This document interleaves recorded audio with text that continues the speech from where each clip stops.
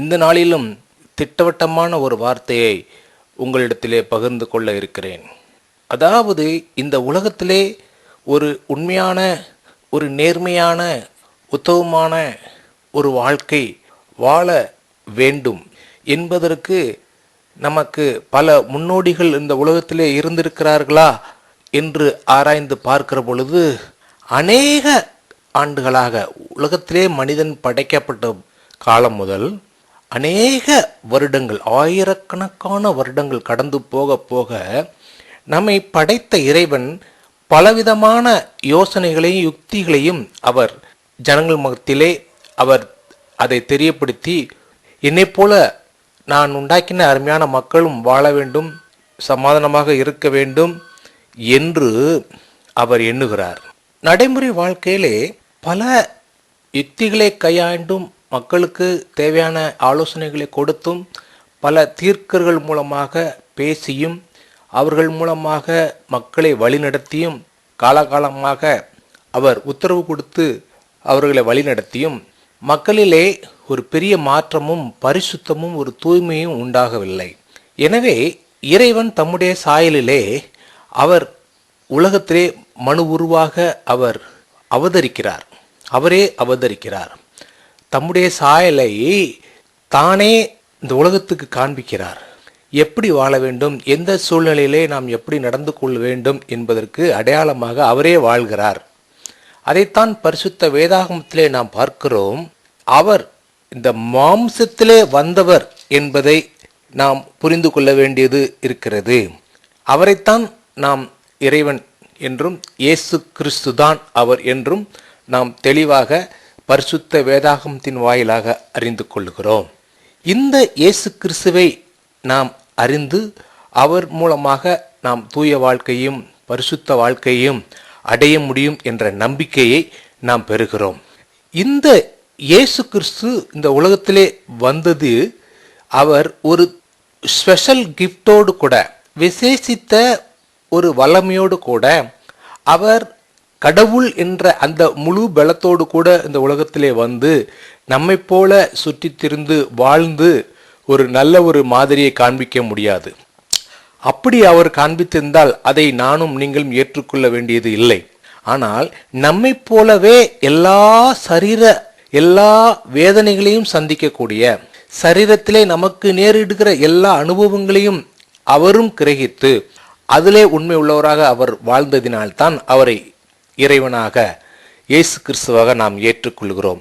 இந்த உண்மையை மறுதலிக்கும் ஒரு நிலை இந்த உலகத்திலே, இதை ஏற்றுக்கொள்ளும் ஒரு நிலை இந்த உலகத்திலே இருக்கும் என்று சொன்னால் அது உண்மையிலேயே இந்த இயேசு கிறிஸ்துவை அறிந்தவர்கள் என்று நாம் அறுதியிட்டு சொல்ல முடியாது. அவர்கள் அதிலே அந்த உண்மையிலே அவர்கள் விலகி இருக்கிறார்கள் என்று சொல்லி திட்டமாக சொல்ல முடியும். பரிசுத்த வேதாகமம் யோவான் எழுதின 2வது நிருபத்திலே 7வது வசனம் இப்படியாக சொல்லுகிறது: மாம்சத்தில் வந்த இயேசு கிறிஸ்துவை அறிக்கை பண்ணாத அநேக வஞ்சகர் உலகத்திலே தோன்றி இருக்கிறார்கள். இப்படிப்பட்டவனே வஞ்சகனும் அந்தி கிறிஸ்துவுமாயிருக்கிறான். அந்தி கிறிஸ்து என்று சொல்லுகிறவன் அந்த உலகத்திலே வந்த இயேசு கிறிஸ்துவை போல தன்னையும் காட்டிக்கொள்பவன் என்பது அர்த்தம். ஆனால் அவன் அல்ல, இயேசு கிறிஸ்துவை போல தன்னை காட்டிக்கொள்ளுபவன் என்று அதிலே சொல்லப்பட்டிருக்கிறது. அருமையானவர்களே, இந்த உலகத்தின் சூழ்நிலைகளிலே அவர் நம்மை போல சாதாரண மனிதனாக வந்து ஒரு உண்மையான வாழ்க்கை வாழ்ந்து அவர் மரித்து அடக்கம் பண்ணப்பட்டு அவர் எழுந்திருளினார் என்பதுதான் சரித்திர சான்று. அதுதான் நமக்கு கிடைத்திருக்கிற ஒரு மாபெரும் விசுவாசம். இதை ஏற்றுக்கொண்டு இந்த உண்மையின்படி வாழ்கிறவர்கள்தான் இயேசு கிறிஸ்துவை நமக்கு மாதிரியாக கொள்ள முடியும். இதற்கு மாறாக வேறு எதுவும் நமக்கு மாதிரியாக இல்லை. இந்த இயேசு கிறிஸ்துவை அறிவதும் அவரை பின்பற்றுபவர்களை அறிவதும் நமக்கு ஒரு உண்மையான அடையாளமாக இருக்கிறது. அதை எப்படி அறியலாம்? தேவ ஆவியை நீங்கள் எதினால் அறியலாம் என்றால், மாம்சத்தில் வந்த இயேசு கிறிஸ்துவை அறிக்கை பண்ணுகிற எந்த ஆவியும் தேவனால் உண்டாயிருக்கிறது. அவர் மாம்சத்திலே இந்த நமக்கு இருக்கிற இதே சரீரத்திலே இதே சுவாபத்திலே அவர் வந்தார் என்பதை அறிக்கை பண்ணுவதுதான் அவரை அறிகிற அறிவு. மாம்சத்தில் வந்த இயேசு கிறிஸ்துவை அறிக்கை பண்ணாத எந்த ஆவியும் தேவனால் உண்டானது அல்ல. அருமையானவர்களே, இதற்கு மேல் நமக்கு வேறு சான்று எதுவும் தேவையில்லை.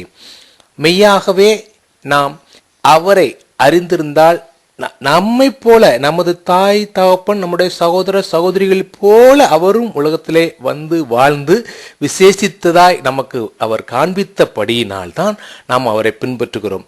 அப்படி இல்லை என்று சொன்னால் அதை நாம் பின்பற்ற வேண்டிய அவசியம் நமக்கு இருக்காது.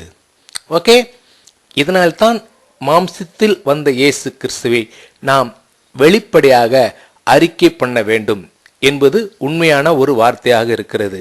யோவான் 1 யோவான் 4வது அதிகாரம் 2வது 3வது வசனத்தை நீங்கள் தொடர்ந்து வாசித்தால் அதிலே அந்த வார்த்தைகள் தெளிவாக திட்டமாக இருக்கிறது.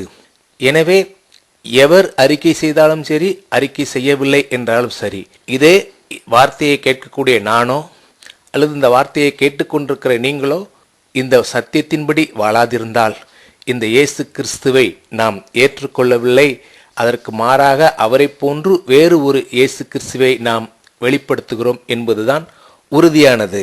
விளங்கிக் கொண்டீர்களா அருமையானவர்களே? தேங்க்யூ. God bless you.